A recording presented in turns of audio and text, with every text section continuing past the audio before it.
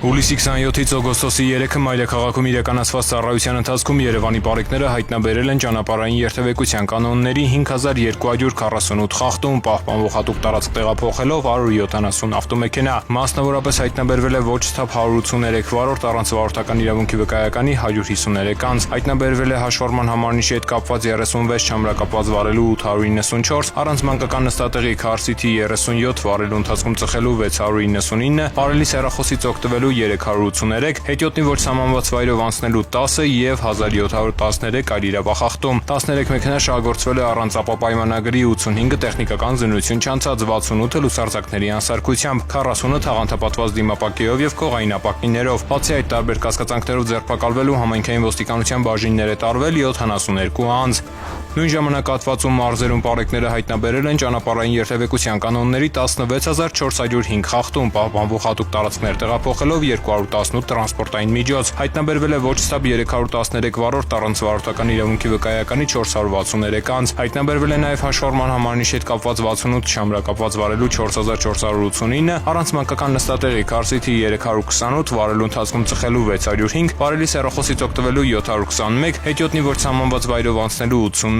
արագության գերազանցման 2954 եւ 5117 այլ իրավախախտում, 57 ավտոմեքենա շահագործվել է առանց ապապայմանագրի, 570-ը տեխնիկական զննություն չանցած, 493-ը լուսարձակների անսարքությամբ, 150-ը թաղանթապատված դիմապակեով եւ քողային ապակիներով, 19 վարորդը գանվել է վարելիս նվագարկչի ստանդարտին չհամապատասխանող լրացուցիչ ուժեղացուցիչներ օգտագործելու համար։ Բացի այդ, տարբեր կասկածանքներով ձերբակալվելու համայնքային ոստիկանության տարածքային բաժիններ է տարվել 40 անձ։